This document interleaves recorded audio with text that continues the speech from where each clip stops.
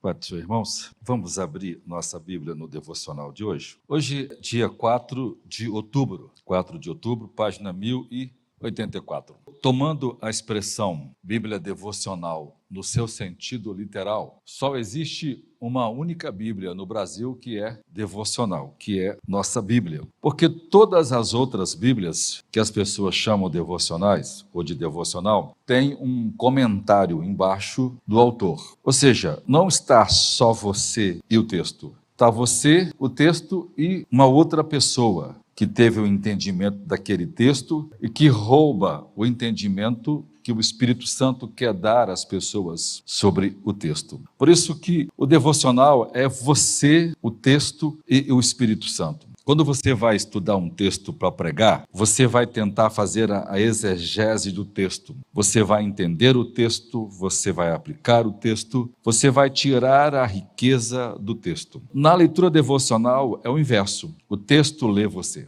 O texto interpreta você. O texto faz a exegese do seu coração. Às vezes alguns irmãos falam assim, pastor, eu tenho dificuldade de ler as Escrituras porque eu não entendo nada. Talvez esse irmão precisa de um pouco de incentivo para começar a ler de verdade, ou talvez ele ainda não nasceu de novo. Porque qualquer pessoa que nunca leu as Escrituras, mas se sentar para ler as Escrituras e abrir o coração, o Espírito Santo vai ensiná-la. João disse assim, vós tendes a unção, e vocês então não têm necessidade de que ninguém vos ensine. Ele está dizendo o seguinte, que o Espírito Santo é o mestre por excelência, e ele sempre vai comunicar a verdade ao nosso coração. Então, se esta é, na verdade, a definição de leitura devocional, então nós só temos uma única Bíblia devocional no mundo, a do Mac Chaney. E eu vou mostrar isto hoje para os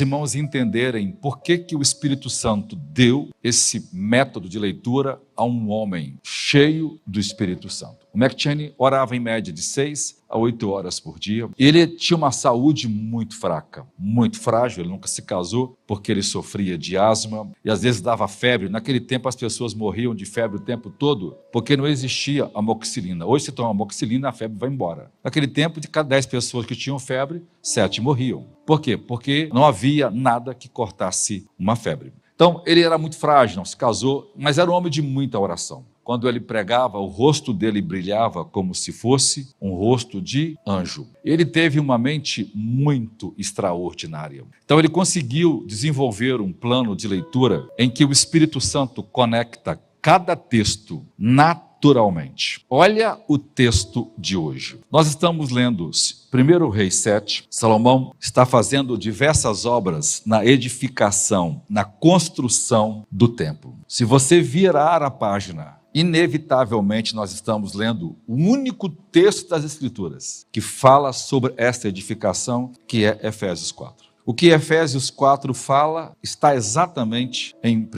Reis 7. Depois nós estamos lendo Ezequiel 37, que trata do vale de ossos secos, que é uma conexão muito forte com o Salmo 87 e junto com o Salmo 88. Esses textos estão tão conectados, irmãos, que parece que eles foram colocados juntos de propósito. Uma leitura desavisada parece que eles não têm nada a ver um com o outro. Vamos primeiro começar com o texto de 1 Reis 7. Salomão está agora construindo um templo, então ele tem a tarefa de construir o templo, o tabernáculo, a casa de Deus, onde a glória de Deus habitaria no meio do povo de Deus. E ele, no verso 3, diz que ele vai escolher um homem cujo nome é Irã, que na nossa língua é Irão, de Tiro. Então o pai era um gentil que havia se casado com uma mulher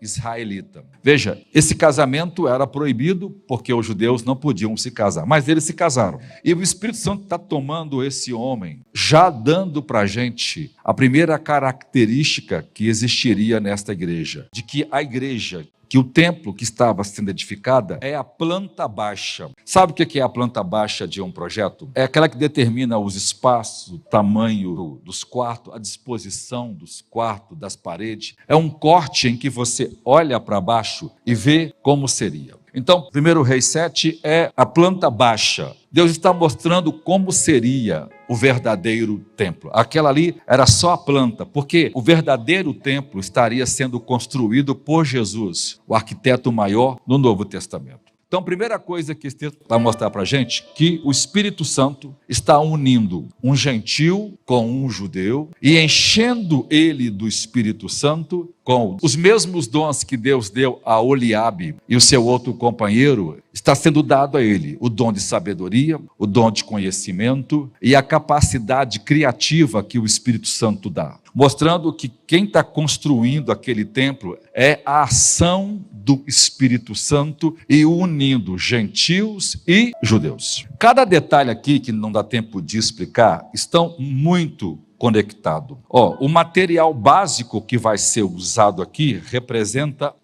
são o cobre. E a primeira coisa que ele vai fazer aqui são as duas colunas memoriais que ficavam na porta do templo. Elas tinham 8 metros de altura, por quase 2 metros de largura.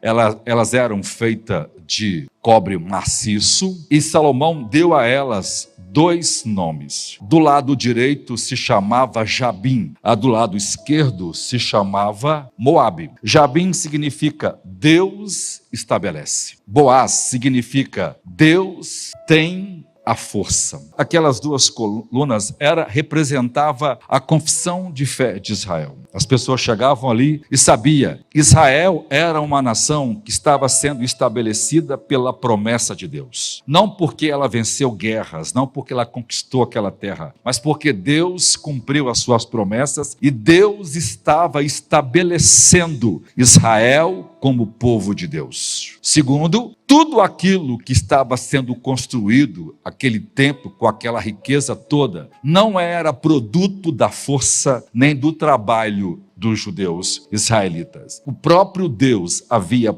feito prosperar o povo de Deus para que na força do Senhor e na sua riqueza eles pudessem construir aquele templo. Deus já está mostrando que a igreja será estabelecida unicamente por Deus. Jesus disse que eu edificarei a minha igreja e as portas do inferno não prevalecerão contra ela. Outra coisa bonita que o texto mostra para a gente aqui é que essas 2 colunas, elas, além de ser um memorial que estão ali, elas estão envolvidas de vários outros materiais. Perto dela está construído o mar de bronze. O que é o mar de bronze? É uma bacia milimetricamente calculada, redondíssima. O texto diz que é um círculo perfeito. Ela era redondíssima, ela tinha 4,5 metros de comprimento, 2,70 metros de altura, e ela comportava quase 70 mil litros de água. Ela era feita de bronze e ela era sustentada por 12 bois que estavam debaixo dela. Veja,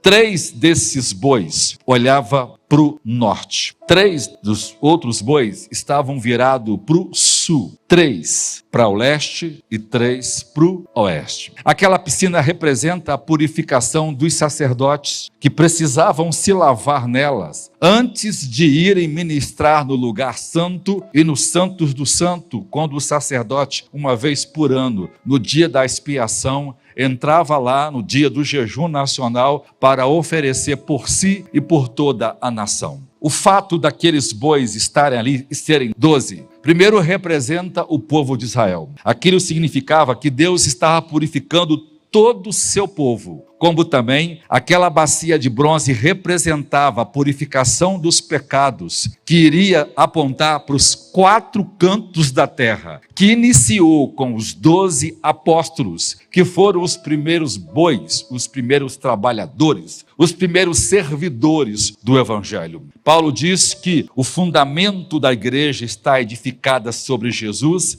e os apóstolos, porque foram eles que começaram essa obra, mostrando dando já a característica da universalidade do evangelho, de que gentios e judeus agora poderiam participar da salvação em Jesus. Em cada coluna dessa, nós temos as romãs. Se você ler, o texto diz que tinha 200 romãs em cada uma das colunas e mais 200 em outras. Tinham 400 romãs nessas colunas, Jabim e Boaz. Deus estabelece e Deus dá a força. A romã significa abundância, significa a fertilidade, significa que esta igreja iria dar muita semente. A romã nas escrituras é símbolo de crescimento, símbolo de fertilidade. Os judeus contaram todos os mandamentos e eles enumeraram 613 mandamentos na Torá, nos 5 livros de Moisés. E aí eles elegeram a romã como símbolo dos mandamentos do Senhor, já que uma romã tem em média 600 sementes. Como ela é um único fruto com muitas sementes, ela representa a igreja, mostrando para a gente que essas duas colunas e essas duas romãs, uma parte representava Israel, que era o único povo com várias pessoas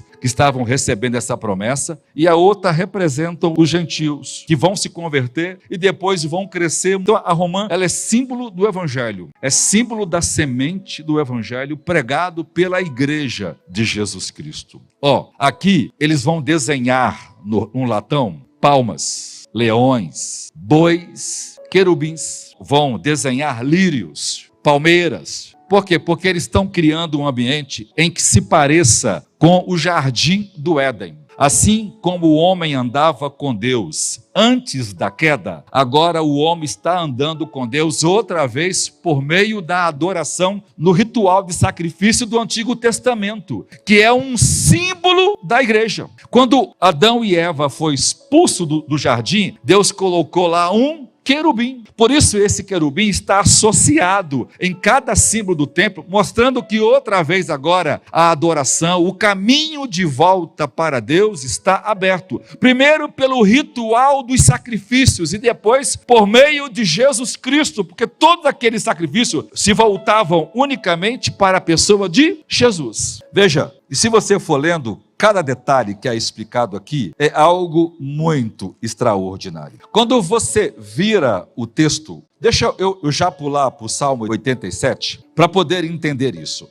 O Salmo 87 é Deus separando Sião, o local onde está o templo em Jerusalém, como lugar de manifestar a sua glória. Jerusalém só se torna esta cidade abençoada porque lá estava o templo. Olha só, o Senhor ama as portas de Sião, mais do que todas as habitações de Jacó, de Israel. Coisas grandiosas se dizem de ti, ó cidade de Deus. Qual é a cidade de Deus aqui? É o templo, é onde Deus habita no meio do seu povo, operando as suas grandes obras. E o texto já diz que quando Deus edificar esse tipo de tabernáculo, essa habitação, até os povos que eram inimigos de Deus, inimigos do povo de Deus, teriam gente que iam nascer lá.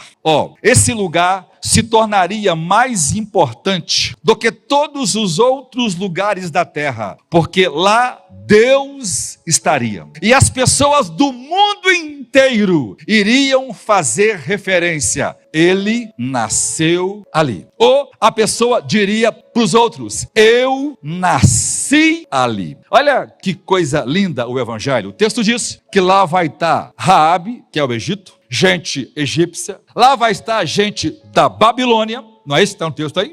Acompanhe comigo, gente. Lá vai estar gente da Filistia, gente de Tiro e o pessoal do sul da África. Ou seja, os gentios todos vão estar nascendo ali. O texto está mostrando, como está mostrando em 1 Reis 7, de que outra vez, quando Deus construir essa cidade, judeus e gentios vão nascer ali. Aonde que é esse lugar? Esse lugar é o verdadeiro templo que Deus construiu, que é a igreja. É na igreja que as pessoas nascem de novo.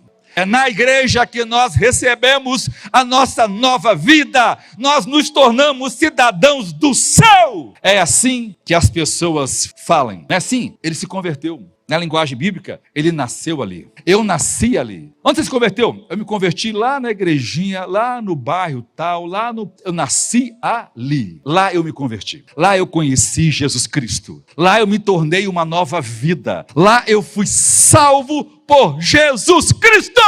Então as pessoas, todo mundo queria chegar perto. De onde você é? Eu sou de lá. Foi lá. Por quê? Porque lá o Altíssimo estabeleceu, olha só, o Senhor contará na descrição dos povos que este homem nasceu ali. Ou seja, haverá um hall de membros, e esse hall, todas as pessoas de todos os lugares vão nascer ali. Aonde é, crianças, que gente de todos os lugares podem nascer? Onde é? Na igreja. Essa cidade que Deus está edificando. Agora, se o Salmo 87 e 1 Reis 7 é a planta baixa, agora o material que Deus vai usar para edificar a igreja. Ezequiel 37. Esse material que vai ser usado para edificar a igreja é o vale de ossos secos. É um povo que está morto em seus pecados. Deus está usando Ezequiel para dizer o seguinte: olha para esse vale. Está cheio de ossos, mas cheio de ossos sequíssimos, ossos que não podem viver jamais. Não só estava cheio de ossos, mas ossos que não tinham nenhuma possibilidade de virar pessoas. Então Deus faz uma pergunta para Ezequiel: poderá, pois, esses ossos sequiços, ou seja, apodrecidos, quase pó, viver? Ezequiel, como conhece a Deus: Senhor, tu sabes. Por quê? Porque só Deus poderia fazer. Então Deus disse para Ezequiel: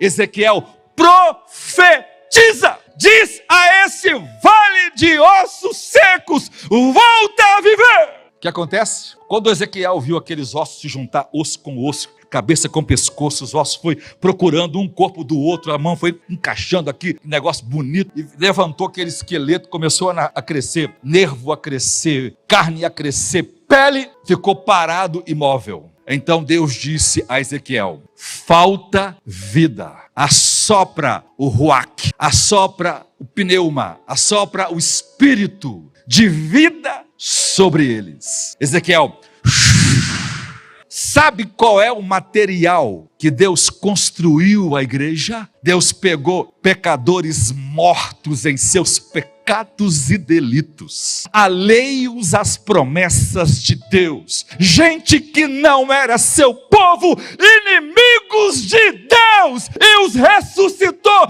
em seus pecados, e os deu nova vida, e os tornou herdeiros e filhos de Deus.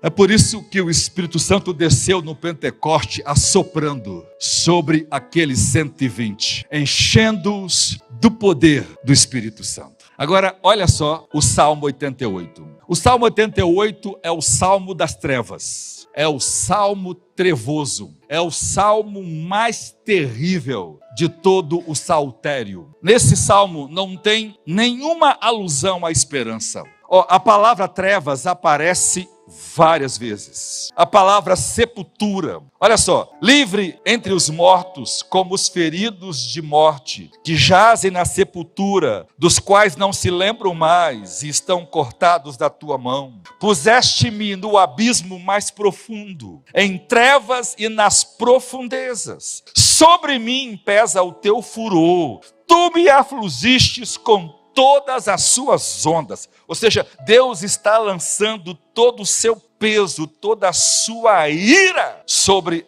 essa pessoa aqui.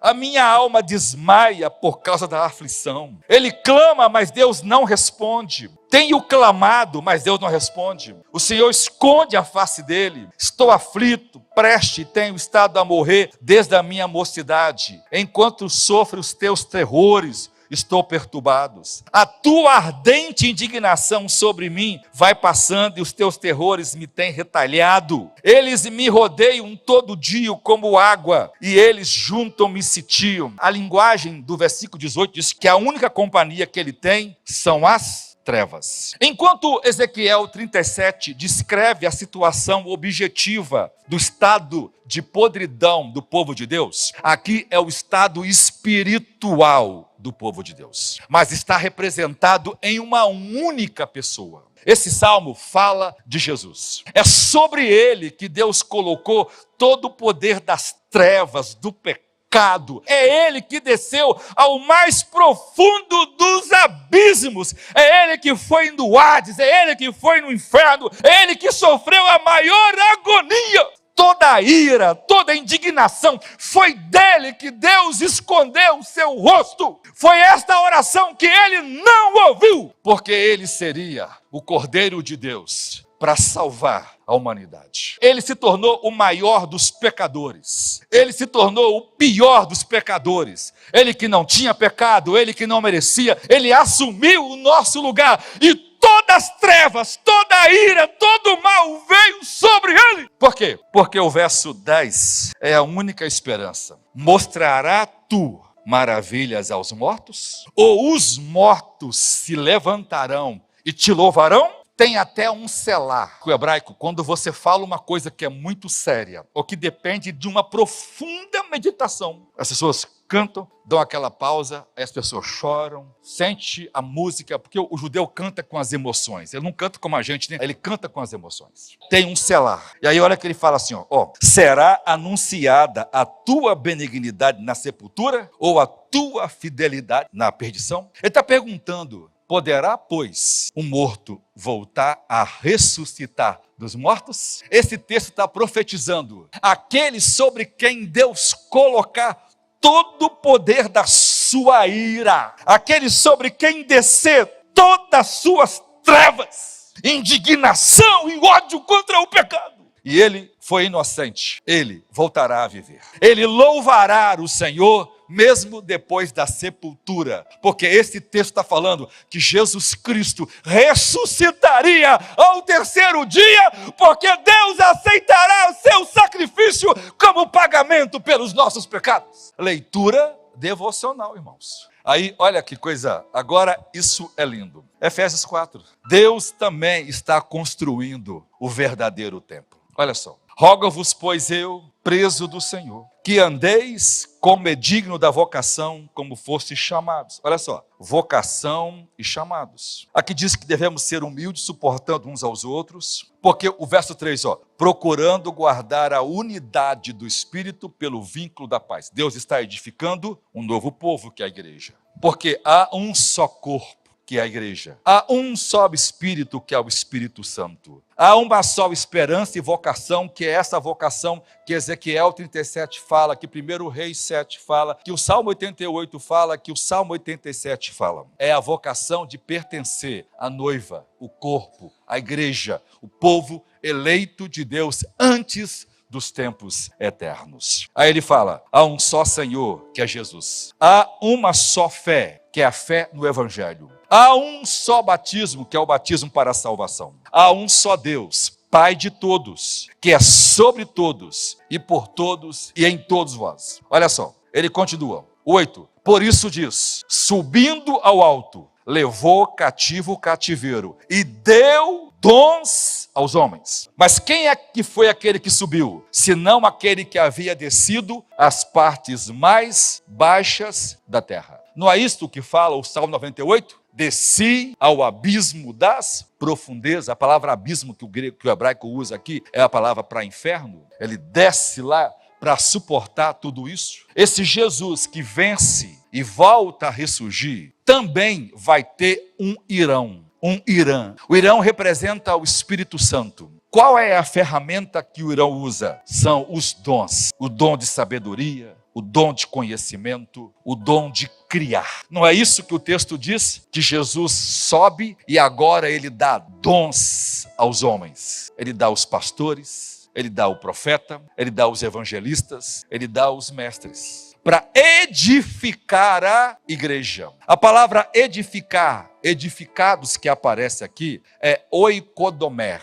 que é uma expressão grega, literalmente, construir uma casa. Deus está construindo uma casa para si. O arquiteto é Jesus. O construtor é o Espírito Santo. O Espírito Santo está trabalhando em mim e em você. Ele está esculpindo a minha vida e a sua vida, olhando para Jesus, cunhando em nós a imagem de Jesus Cristo, para que nós sejamos conforme a sua semelhança. Ele diz, para que, querendo o aperfeiçoamento dos santos, para a obra do ministério, para a edificação do corpo de Cristo. Aquele primeiro templo era o tipo, agora esse é o verdadeiro templo construído. Até que todos cheguem à unidade da fé, ao conhecimento do Filho de Deus, a homem perfeito, à medida da estatura de Cristo. Qual é a vontade de Deus para mim e para a sua vida?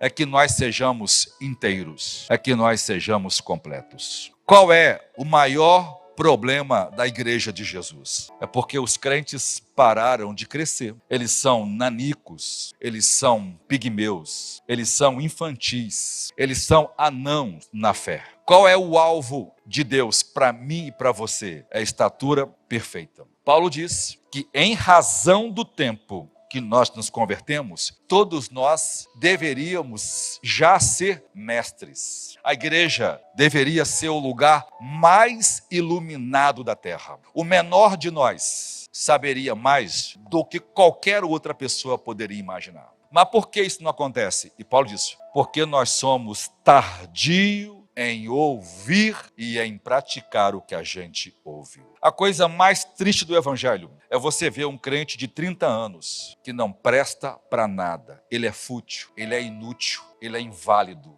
ele é asqueroso, ele é nojento. Ele não cresceu, ele não evoluiu, ele não aprendeu, ele não colocou em prática o evangelho. Ele não é útil na obra de Deus. E tudo que ele faz dá errado, dá problema. Por quê? Porque ele não amadureceu. Ele é tardio, ele tem comichão nos ouvidos, ele está atraído por outras coisas que impedem o seu crescimento. E o texto vai dizer assim, para que não sejamos meninos, crianças inconstantes. Não é assim que muita gente é? Esse novo templo que está construindo tem problemas na construção. O padrão de qualidade dele ainda é muito baixo, por causa dos crentes que não estão crescendo, porque ainda continuam meninos na fé. Gente que é levada por todo o vento de doutrina. Irmãos, olha só, eu fico impressionado. Às vezes eu ensino uma coisa para os irmãos aqui durante 30, 40, 100 quarta-feiras. E o cara não aprende absolutamente nada comigo. Mais nada. Entra aqui, sai aqui. Ele ouve um vídeo de 1 minuto e meio. De um cara endemoniado. Literalmente, um cara que está ensinando doutrina de demônios. Em 1 minuto e meio, ele consegue entender uma coisa que é mentira, que é demoníaca. Ele abre os ouvidos para ouvir aquilo e aquilo muda ele para sempre. E ele me ouve 8, 10 anos e minha palavra nunca atinge o coração dele. É gente que vai ser levada por todo o vento de doutrina. Pelo engano de homens que com astúcia enganam fraudulentamente. Como é esse templo? Primeiro, é um corpo bem... Escute-me, todo verdadeiro crente é ajustado em tudo. Quando você vê um crente que não é ajustado, que não consegue se encaixar, tem alguma coisa errada com ele. Porque aqueles que estão sendo edificados pelo Espírito Santo é bem ajustado, não tem folga. Opera direitinho no processo. Qual é a outra característica desse templo maravilhoso que está sendo construído? Ligado pelo auxílio de todas as juntas. Esse crente está ligado com todas as juntas do corpo. Quando você sente raiva, a raiva não é um sentimento que você sente só no coração. Cada célula do seu corpo também sente raiva. Quando você toma, por exemplo, um remédio para um analgésico, ele não vai direto na doença.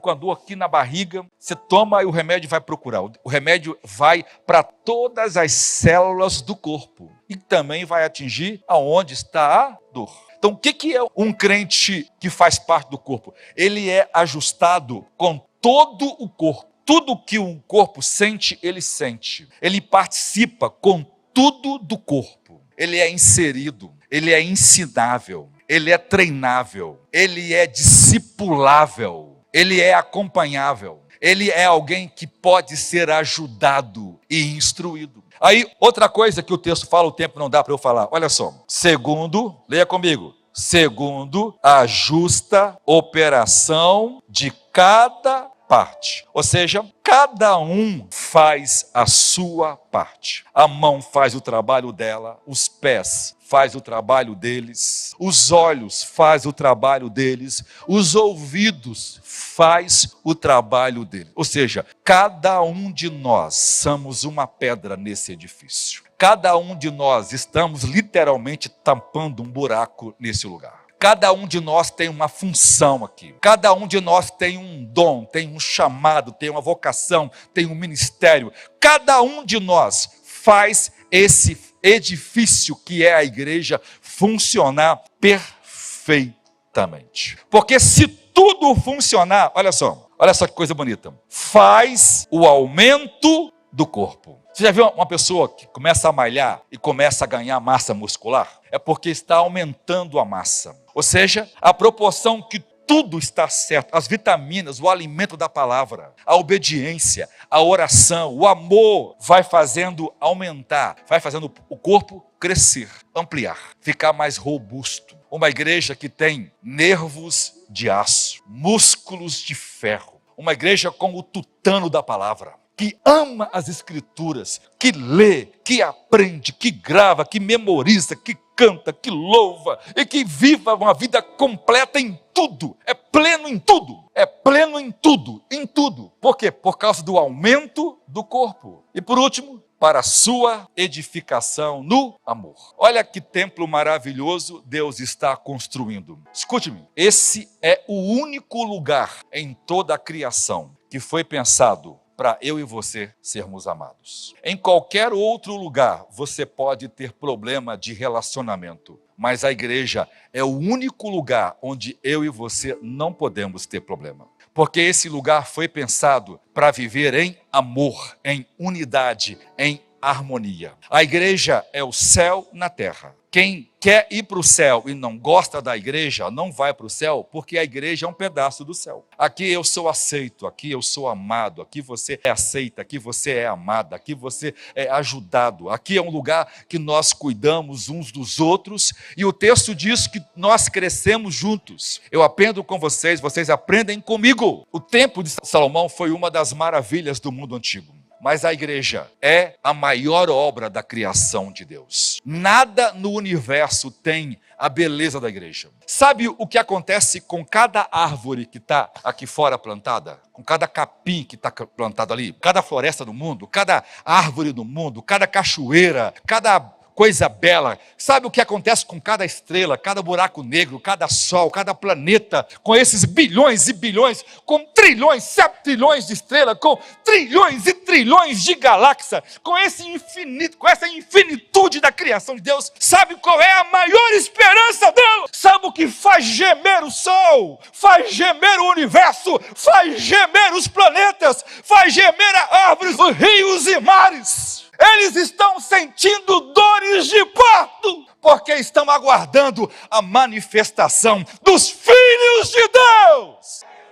Quando você e eu estivermos andando nas florestas do novo céu e da nova terra, elas vão dizer assim, uma para as outras, na linguagem delas: eles são filhos de Deus. Porque de tudo quanto Deus será adorado, ele será adorado porque salvou um povo. Porque Jesus morreu por um povo. Eternamente ele será chamado Redentor, Salvador, Redentor, Salvador, Soberano, Senhor. Por isso Deus deu a Jesus Cristo todo o poder, toda a glória, todo o louvor.